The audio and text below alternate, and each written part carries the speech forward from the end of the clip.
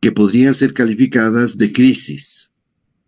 Una crisis sanitaria, una crisis de recursos económicos, una crisis de violencia criminal, de narcoviolencia. Y en estos días hemos podido observar, desde hace algunas semanas ya, desde hace algunos meses ya, lo que podríamos denominar una crisis en el sector energético ecuatoriano. Hay varios indicios. El propio gobierno nacional, el propio ministro de Energía, han hablado incluso de las mafias en el sector eléctrico, en contratación pública, en provisión de servicios, en provisión de elementos materiales, de repuestos, etcétera. Toda una complejidad en el sector eléctrico del país. El doctor Jaime Chuchuca Serrano, investigador, docente universitario, un permanente crítico, analista de la realidad social en nuestro país, y lo vamos a hacer en una entrevista, en un diálogo que tiene este matiz, ¿no? Desde las ciencias sociales, yo diría, desde las ciencias sociales y humanas, un análisis de lo que pasa en este sector que nos involucra a todos los ecuatorianos. Doy la bienvenida entonces a Jaime Vicente en esta mañana. Encantados, Jaime, por acompañarnos. Un gusto en saludarle. Muy buenos días. Buenos días, Bolívar. Muchas gracias por la invitación. En realidad, creo que podríamos partir señalando que el tema de la crisis energética, como algunas otras, en el caso de este y otros gobiernos, han sido producidas por la mala planificación de años dentro del Estado y también por la corrupción. Hay muchos grupos que se aprovechan dentro del Estado y yo quiero decir que cuando uno investiga a veces este tipo de sucesos, encuentra que la característica vertical del Estado afecta directamente en estas posibilidades de crisis y mala planificación. Como para lavarse las manos, algunos ministros, como en el caso de ahora, Roberto Luque, quiere echar la culpa a otros grupos dentro del Estado del gobierno. Pero en la mayor parte de los campos que se encuentran dentro de este gran campo energético, la principal responsabilidad rigen los gobiernos, porque es una dirección vertical. Son firmas de contratos de millones, de cientos de millones de dólares que rigen por décadas, y este gobierno también ha tomado esas resoluciones. Entonces yo creo que estos son dos caminos muy graves en los cuales ha estallado ya producto de la mala inversión y de la no planificación en el Estado. Por ejemplo, hay una crisis de la erosión regresiva que tiene el río Coca. Me puse un tanto a investigar y hay ingenieros geólogos que han seguido este proceso de erosión del río Coca hace 40 años. Hay técnicos de Coca-Cola Sinclair que venían hablando más o menos desde el año 2016 sobre los problemas en el que entraré cuando entró a trabajar Coca-Cola Sinclair sobre los problemas de erosión. La Escuela Politécnica Nacional del Ecuador sacó estudios en el año 2004 sobre este tema.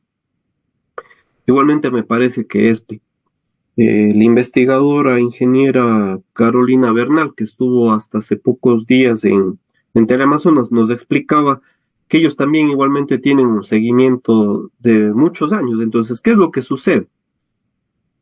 Se construye no solamente Coca-Cola Sinclair, sino diferentes obras energéticas, porque por aquí pasan poliductos de gas licuado de petróleo, el SOTE y el OCP. Además de eso, se encuentra obviamente Coca-Cola Sinclair. Hay vías que se han ido en la erosión. Por ejemplo, E26 ha desaparecido. Desapareció en 2020, me parece, esta vía. Estamos en 2024 y los únicos que han logrado restablecer un camino alterno es la población a través de una minga. Entonces, además de esto, hay una ausencia permanente del Estado, porque las comunidades se encuentran sufriendo. el programa, me parece, 360 de Ecuavisa decía que hay una pérdida de las comunidades que están cerca de la cuenca del río Coca de $500,000 mensuales en, en transporte, en alimentación, en producción, entre otras cosas. Se han perdido casas, terrenos, una gran cantidad. Ahora, para asustarnos más, la semana anterior, Petroecuador tuvo que apagar 55 pozos petroleros, porque alrededor de 2 cuadras, 140 metros del OCP quedaron al descubierto, al aire libre. Entonces, esta parte es un oleoducto de crudos pesados bajo tierra. Quedó al aire libre y producto de eso tuvieron que apagar los 55 pozos. Más o menos son 1.000 barriles de petróleo por cada pozo petrolero. Ya el gobierno de Noboa había tenido una restricción de 16.000 barriles de petróleo en los 6 meses que va el gobierno. Ya hay una gran caída. Todo esto, si suma un poco más de 55.000 barriles de petróleo, esto afecta directamente a las arcas fiscales del Estado y a todo el presupuesto general del Estado. La distribución presupuestaria para cada una de las instituciones. Entiéndase, salud, educación, áreas sociales, seguridad, militares, policía, pago de deuda y otras más. Entonces, hemos ido configurando poco a poco el peor escenario posible para el sector energético, porque además hay obras emergentes, obras complementarias alrededor de Coca-Cola Sinclair que tampoco se han cumplido. Se terminó de realizar Coca-Cola Sinclair, por ejemplo, y nunca se construyeron las compuertas que hubiera permitido impedir que pase tanta cantidad de sedimento. Para que nos comprendamos un poco el problema de los sedimentos, para que nos entienda la gente y los queridos radioescuchas.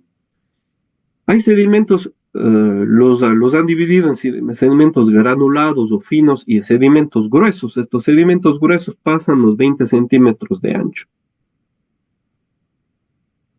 Cerca de Coca-Cola Sinclair está el río Coca y muy cerca también el volcán Reventador. Hace cientos de años, varios lugares de estos se encontraron con lava del volcán. Entonces, lo que cuentan los técnicos es que con la erosión que va produciendo el río, lleva estos sedimentos. Estos sedimentos llegan a la represa de Coca-Cola Sinclair, a la captación y a la represa. Entonces, se pueden dañar las turbinas al momento de pasar. Es muy lógica esta situación, pero esto no viene sucediendo de ahora. Se agravó en el año 2020 y ahora obviamente la situación está peor y por eso también tuvimos un apagón generalizado la semana anterior. Nos dijeron que se había dañado una línea de transmisión. Mientras cuando les entrevistan a los técnicos nos dicen, esto no es una situación imprevisible. Se pudo prever porque teníamos los reportes de hace años. Entonces nosotros nos quedamos sorprendidos porque frente a esto, presidencias o ministros no han venido actuando. Entonces, le entrevistan a Roberto Luque, sí, dice, este problema viene del año 2004. O sea, cuando todavía no había la represa aparece en 2016. Hay consultorías y planificación de obras para creación de obras que han sido millonarias para el Ecuador. Por ejemplo, voy a comentar solamente una. Hay una consultoría francesa que ha planteado extender la vida útil de Coca-Cola Sinclair por lo menos unos 5 a 6 años. Esto significaría construir una nueva captación 7 kilómetros arriba del actual, aguas arriba de la actual captación que tiene Coca-Cola Sinclair. Esto significa un gasto muy grande. Es como construir otra hidroeléctrica. No en las mismas dimensiones de Coca-Cola Sinclair, pero sería otra hidroeléctrica. Pero esta es una de las obras emergentes. Se construyó un muro de contención, se tienen que construir pantallas para reducir la agresividad del río Coca, mucho más en estas temporadas cuando la lluvia es muy torrencial. Además de eso, se debía construir, según el plan hidroeléctrico del Ecuador, una represa hidroeléctrica cada 4 años. Para poner la situación mucho más directa, necesitamos casi los mismos días que se empieza a construir la nueva captación, se necesita construir otra empresa hidroeléctrica en ese río o en cualquier otro río del país, para que no tengamos más riesgos de apagones de aquí en los siguientes años, que nos podríamos quedar sin luz. En 2 años ha avanzado 7 kilómetros la erosión del río Coca. Podríamos decir que en el año 2026 o 2027 la erosión estará ya sobre la hidroeléctrica Coca-Codo Sinclair. Jaime, ¿qué ha pasado con el cambio de la matriz energética que era la propuesta del presidente Correa, de todos sus ministros, incluso del vicepresidente en esa época? Es decir, todos vinculados con grandes capitales, con grandes inversiones y, por supuesto, con la construcción de varias empresas hidroeléctricas, ¿no? De varias represas. Entonces, parecía que efectivamente era la propuesta más importante del gobierno de la Revolución Ciudadana. ¿Qué ha pasado con eso? ¿O es que no hubo tal cosa? ¿O es que eso ha cambiado por los últimos gobiernos? Primero, debería decir que, de acuerdo al crecimiento poblacional que tiene el Ecuador, se tiene que ampliar la matriz energética en diferentes instancias. No es igual tener un país de cerca de 18 millones de habitantes que haberlo tenido con 10 millones de habitantes, 8 millones de habitantes, en donde quizá podría solventar todos estos problemas solamente la hidroeléctrica de Paute, Mazar, que además se construyó sí, precisamente en el gobierno de Rafael Correa. Sin embargo, todas estas obras que son parte del plan del sector eléctrico, que provenían desde los años 80, los técnicos ya fueron preveyendo un tanto el crecimiento poblacional de las ciudades y más o menos tenían delineados los parámetros de la construcción de obras. Sin embargo, en décadas, 10, 20 años, no se hacía ninguna obra sobre la cuestión de las hidroeléctricas. En el gobierno de Correa, efectivamente, se crearon algunas hidroeléctricas, me parece que son 6 en la época del gobierno y se tenía proyectadas otras. Ahora aquí hay un conjunto de problemas de planificación que han venido tomando en cuenta muchos técnicos al respecto, y es que por tratar de construir rápido también no se vieron algunos otros problemas, como en el caso de Coca-Codo Sinclair. Sin embargo, de eso las obras ya están construidas. Ahora el problema es de aquí a futuro, ¿cuáles son las obras complementarias emergentes que tiene que realizar el gobierno? Esta es una cuestión clave, porque los mismos discursos que estamos escuchando en estas semanas se escucharon en el gobierno de Moreno, por ejemplo, en el que estalló ya los problemas de la erosión de Coca-Codo Sinclair. Sin embargo, la obra complementaria más grande que se ha creado alrededor de eso es el muro de contención. No ha habido más obra y es una obra millonaria, pero se necesitan otras obras complementarias. No se ha construido ninguna obra hidroeléctrica. Han pasado 4 años, debíamos haber tenido ya una nueva hidroeléctrica.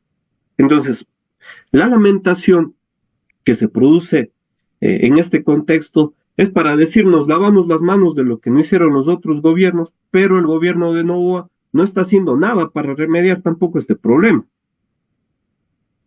Es más o menos como cuando alguna persona compra un carro de segunda mano y empieza a culpar a los dueños anteriores sobre las obras, las intervenciones no realizadas. Bueno, efectivamente ahora yo soy el conductor del carro y se necesita corregir ciertas cosas para que el carro empiece a andar.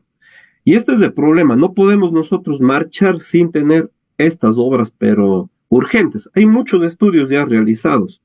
Es que eso también es otra trapacería que se realiza en contra del gobierno y de la población, porque se invierten consultorías y estudios millonarios y al final no se ponen en práctica, o son estudios simplemente de relleno que tampoco sirven para aplicación y construcción.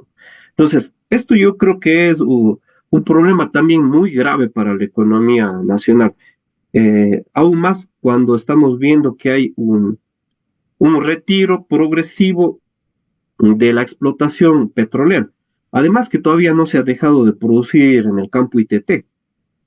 Entonces, tenemos un problema muy grave en términos energéticos. Jaime, el presidente de la República, a propósito del inicio de los apagones, dio a conocer y suspendió, yo no sé si suspendió, si canceló a 20 de los funcionarios, incluso se refirió con un poco sarcásticamente a los PhDs de ahí, ¿no? De ese sector eléctrico y energético del país. Por una parte, y el ministro Luque efectivamente sigue mencionando a gente que estaría vinculada con esto. ¿Usted considera que hay una burocracia en la capital de la República que está controlando? Se han dado algunos nombres, Fabián Calero, Gonzalo Uquillas, etcétera, que habrían controlado el sector, que están controlando el sector eléctrico, que aunque dejan sus puestos, está su gente allí mismo. Es decir, una mafia burocrática de la cual se está hablando. Jaime,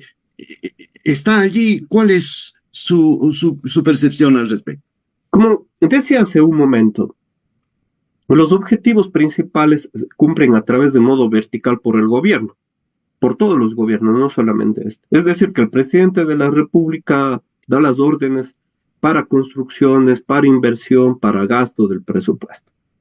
Entonces, los principales culpables en todos estos movimientos son presidentes, ministros, y desde esa escala jerárquica superior hacia abajo. Pero Jaime, cuando las estructuras están bien enquistadas ahí, es difícil romperlas, ¿no? Hay que ser preciso en esto, porque ellos son los que firman contratos millonarios, y no por defender al resto de grupos, porque la mayoría de ellos, por ejemplo, han sido expulsados.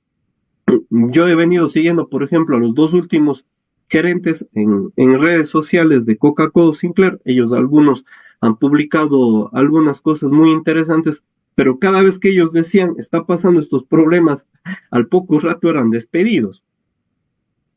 ¿Quién los pone y quién los despide? El gobierno. El gobierno anterior, que era de Lasso, y ahora el gobierno de Noboa. Entonces, aquí hay una suerte, en realidad, más bien de lavarse las manos, porque en los problemas de los primeros apagones respecto a la sequía, al estiaje, etcétera, que se produjo, el discurso del gobierno era sabotaje. Desde los años 80, los ingenieros ecuatorianos e ingenieros italianos diagramaron más o menos el parque eléctrico del Ecuador. Dijeron, vamos a tener un parque térmico y un parque hidroeléctrico. El parque térmico para época de sequías y el hidroeléctrico para época de lluvias. Nos encontramos con que hay, primero, el discurso de las autoridades de los diferentes gobiernos dentro del parque eléctrico, que falta dinero para el mantenimiento. Por ejemplo, era el discurso de Gonzalo Uquillas, del exministro Santos Albite. Santos Albite decía, ya vamos a gastar mayor cantidad de dinero. En fin, se reducía a que no había mantenimiento del parque termoeléctrico. Me puse yo a investigar, por ejemplo, en los 2 últimos años, cuánta inversión y cuánto gasto había ejecutado en los parques termoeléctricos. Y es una cantidad millonaria de gasto. Millonaria de gasto. En algunos lugares puede llegar al 153% del gasto. Y esto coincide con el discurso del actual ministro Roberto Luque, porque él dice, yo me fui a Termogas Machala y en Termogas Machala habían motores comprados y guardados en bodega. Habían repuestos en bodega y que no se habían instalado. Entonces, esta desatención que se va sumando gobierno tras gobierno, además que hay unas mafias millonarias, pero que parten, y esto yo quiero ser preciso, parten de los mismos gobiernos. Por ejemplo, ¿quién firmó todos estos gastos de inversión? Pues el ministro Santos Albite del gobierno de Lasso anterior. Y por eso también se le hizo un juicio político y actualmente tiene una censura. Santos Albite. Igualmente esto sucede en términos de petróleo. Así para ir determinando las cosas, porque es por planificación. Y lo mismo podemos hacer en tanto a este gobierno. Ahora, ¿cuál es la crítica que hace el gobierno frente a las mafias internas, etcétera? Primero es el discurso político para decir que ellos no son culpables. Y segundo, se tratan de desprestigiar a las empresas públicas para privatizarlas, porque la respuesta de este gobierno, del gobierno de Daniel Noboa, es contratar barcazas termoeléctricas de empresas privadas, algunas relacionadas, por ejemplo, con Isabel Noboa, otras con el mismo ministro Roberto Luque. Si uno entra, por ejemplo, a la página web del ministro Luque, Geosísmica, él ha hecho consultorías con numerosas empresas que tienen barcazas, además de Olón y otras.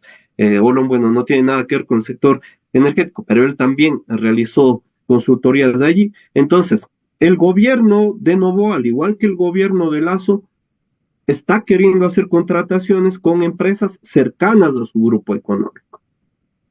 Esos objetivos se confunden en el momento y no respetan las grandes necesidades que tiene la población.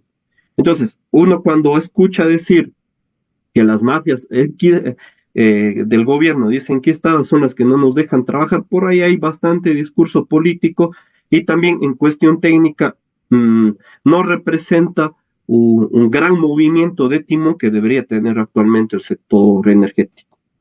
Jaime, efectivamente, me parece que otro sector es interesado allí está constituido precisamente por Santos Alvite, por ejemplo, era una cabeza visible, ¿no? Una presencia visible directamente vinculado con el gobierno, por una parte, y por otra parte, yo preguntaría, me parece que todos los ecuatorianos tenemos el derecho y el respeto que se merecen, pero ¿qué papel están jugando aquí las cámaras de la minería en el país? No, me parece que es otro sector que está interesado seguramente en la privatización de estos sectores. Aquí hay grandes intereses que están en juego y yo pregunto por otro sector importante que son las cámaras de la minería. Claro que sí, además que, para poner un ejemplo, mientras a nosotros se nos ha venido subiendo mes a mes el kilovatio hora de energía eléctrica, en algunos lugares le están pagando 9 centavos, 20 centavos, 50 centavos por kilovatio hora, debido también a la compra a Colombia. Los dos grandes proyectos mineros del Ecuador pagan 4 centavos. Ellos tienen energía eléctrica subsidiada. Estoy hablando del proyecto Mirador y del proyecto Fruta del Norte. Y esto es pues totalmente contraproducente para la economía ecuatoriana. ¿Cómo es que dos grandes proyectos que además tienen exenciones de impuestos, he dicho ahora, pagan menos por electricidad o obras, no pagan todas las regalías hacia el Estado, etcétera, y ganan cientos de millones de dólares? Son planes y proyectos totalmente contrarios a la soberanía ecuatoriana. Ahora viene un nuevo proyecto minero en Cascabel, que es la tercera minera más grande en cobre del planeta, según se demuestra, ¿no? Y la sexta más grande en oro, etcétera. Uno cuando entrega, como país, entrega a una empresa minera que extraiga minerales, no sabe en realidad al final cuánto saca.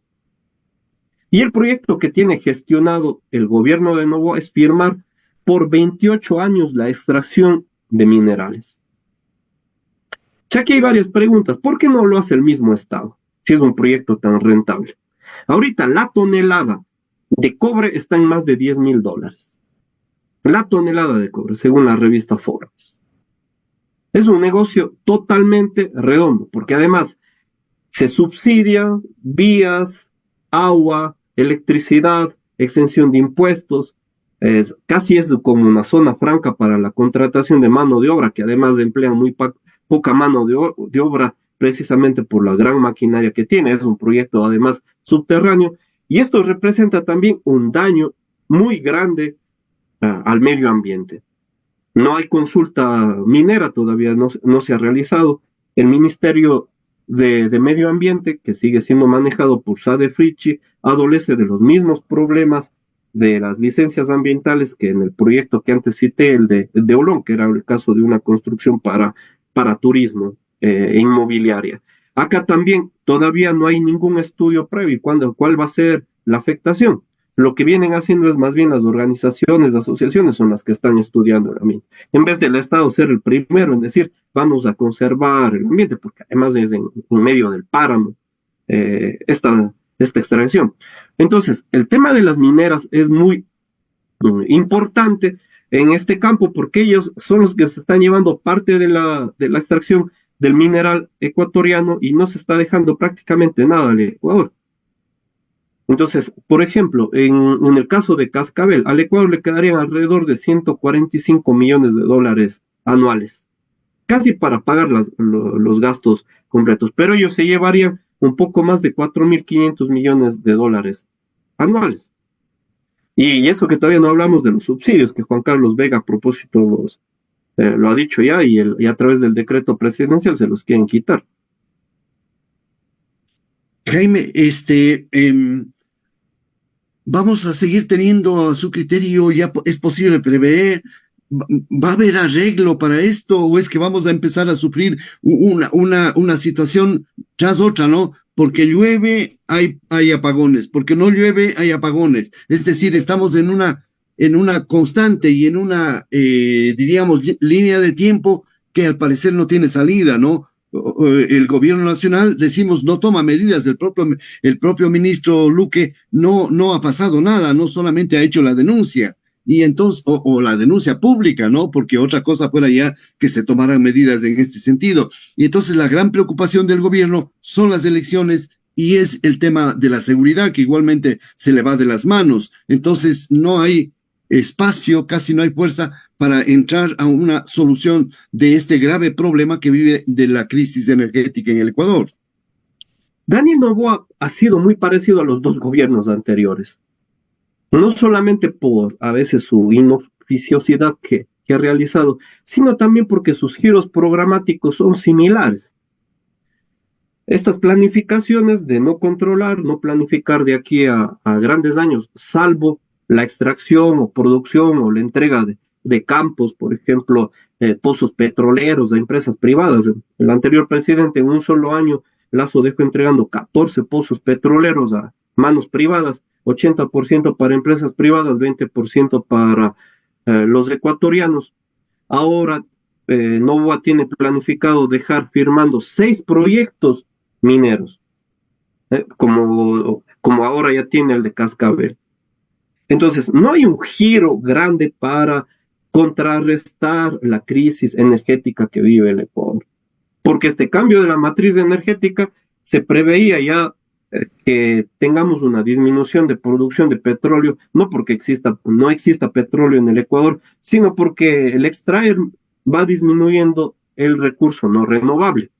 Entonces, era cambiar hacia la matriz energética hidroeléctrica o de distinta resolución que se pueda prever, como por ejemplo los parques solares que también están estancados. 7 proyectos solares están estancados, estimado Bolívar, desde el gobierno de Moreno.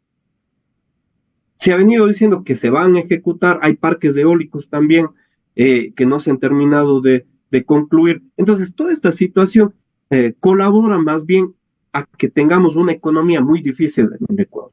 Creo que todas las escuelas económicas coinciden en algo. Vamos a tener una buena economía cuando tengamos energía barata y abundante.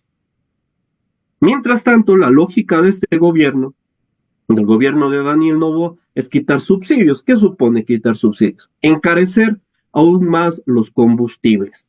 Mientras a empresas mineras o a algunos otros se les subsidia no solamente combustibles, sino electricidad, agua y otras, como hace un momento también me refería, Juan Carlos Vega Malo dice que es preferible importar combustibles del exterior, lo cual es mentira porque la producción por galón, de acuerdo a los costos de la Asociación de Trabajadores de la Refinería de Esmeraldas, dice que vale 58 centavos. Importar vale $2.71. ¿A quién se quiere beneficiar con esta lógica del gobierno de Daniel Noboa? A las grandes comercializadoras transnacionales en donde ellos también tienen un capital, como por ejemplo antes lo tenía en el gobierno de León Febres Cordero, familias aliadas también al grupo Noboa. Entonces, ahora son las mismas familias que también se quieren beneficiar de esta comercialización internacional de los combustibles.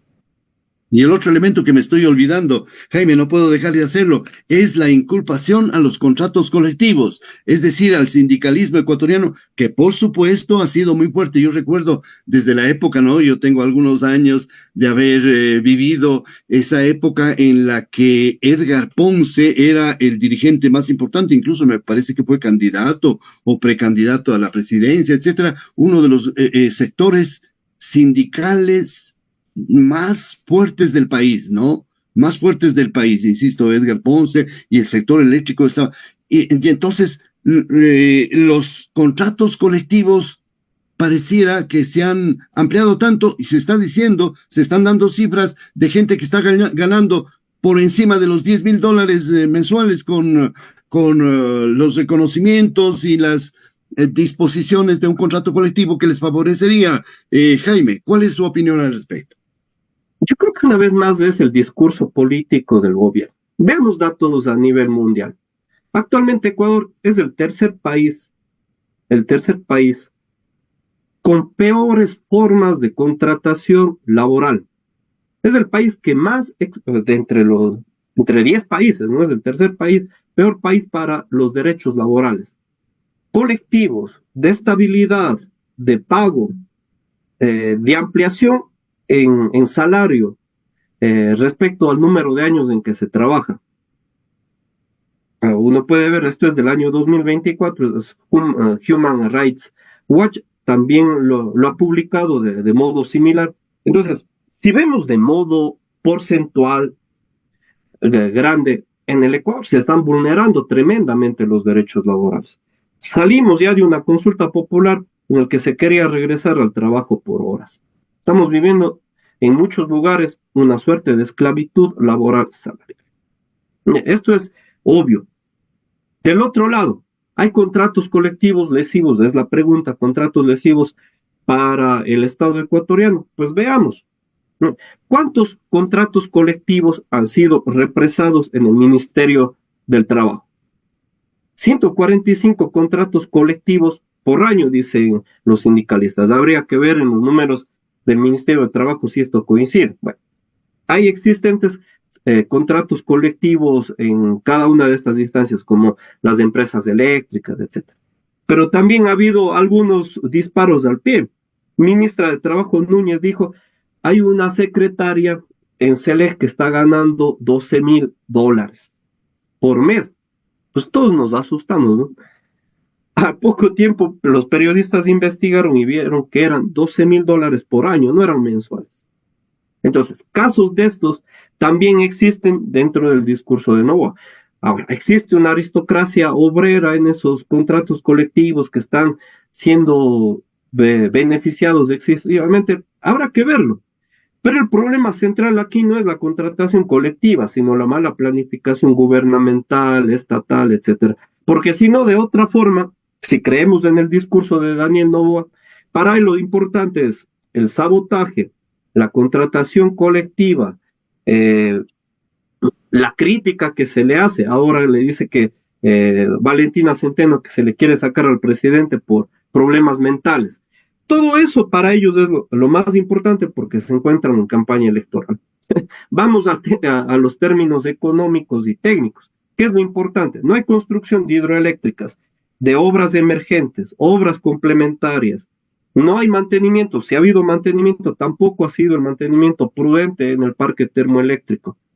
Tampoco hay una planificación respecto al sector petrolero. Sobre el tema de los subsidios, hay una gran mentira en términos de los subsidios, porque de acuerdo a los estudios de coste parece que se gastan $275 millones por año en los subsidios a los ecuatorianos, ya que nos han ido recortando todos estos periodos, pero ellos dicen que gastan $4.500 millones. ¿Quién se está llevando esos $4.500 millones en subsidios? Si en realidad lo que llega a las empresas públicas no es más de $275 millones. Entonces, se puede producir de modo más rentable, mayor cantidad de combustible y se podrían bajar también los precios. Esta es la respuesta en economía. La respuesta, de acuerdo a los grupos oligopólicos, es no tenemos que gastar en subsidios porque ese dinero tenemos que pagar la deuda externa. 4.000 millones del Fondo Monetario Internacional, 1.000 millones que se gastarán año a año pagando la misma deuda. A Ecuador ya llegaron 1.000 millones de dólares del Fondo Monetario Internacional. Daniel Noboa ya se gastó 846 millones de dólares pagando deuda. Esta es la planificación del gobierno. No hay una planificación en favor de las grandes mayorías, de las grandes necesidades y de los objetivos de nuestro país que deberíamos tener de manera soberana, nacional. Quiero terminar esta entrevista agradeciéndole, Jaime, solamente para decir un minuto. Me resulta muy difícil que el gobierno tenga, no le veo salida, si está con los recursos económicos en cero, ¿no? Las cajas fiscales, como dice el ministro de Economía, en cero, y buscando de dónde sacan plata. Peor para tener para la construcción de obras del sector eléctrico, para las hidroeléctricas, ¿no? Ni siquiera para el mantenimiento. Entiendo que la situación económica es así. Me parece que por allí podríamos, de todas maneras, empezar una búsqueda a ver en dónde está el problema. Usted ya lo ha señalado, y ahora me parece a mí qué hacer frente a eso. Terminamos con esto, Jaime. Un minuto, por favor. Además de negligencia de estos gobiernos y del gobierno de Daniel Noboa, también hay que ver del otro lado. Ellos quieren que exista crisis económica. Estamos entrando en recesión, estamos en una etapa recesiva de la economía ecuatoriana, también por lo que se subió el IVA y algunos otros impuestos. Pero ellos quieren que suceda esto para que la mano de obra sea aún más barata de la que ya es, porque estamos en una economía dolarizada que tiene un salario muy competitivo frente a los otros países, no así en términos de consumo, de capacidad adquisitiva de los productos de la canasta básica. Entonces, son muy caros los productos de la canasta básica y no hay cómo bajarles más el salario a los trabajadores. Entonces, ellos ven momentos de crisis y de recesión para que la mano de obra sea mucho más barata. Y esto contribuye también a las oleadas migratorias que van hacia Estados Unidos y otros países donde ellos sí van a tener mano de obra barata. Entonces, ¿por qué en Estados Unidos invierten miles de millones de dólares? Esta creo que es la segunda más grande inversión industrial que tiene Estados Unidos en esta época, y empezó en el gobierno de Biden. Ellos saben que industrializando el país pueden hacer competencia a China y puede crecer su economía. ¿Qué se hace en Ecuador? Se desindustrializa la poca industria que había. Ahora con el Tratado de Libre Comercio con China, igualmente es una otra forma de desindustrializar el país. No hay forma alguna, de acuerdo a estos gobiernos, de contrarrestar esta situación, si no es en realidad teniendo un gobierno por lo menos soberano, nacional. Si no, no podemos cambiar esta forma de planificación. Para ellos, lo principal es el crecimiento en ganancias y en capital, pero no en contribuir a arreglar los problemas laborales. Muchísimas gracias. El doctor Jaime Chuchuca se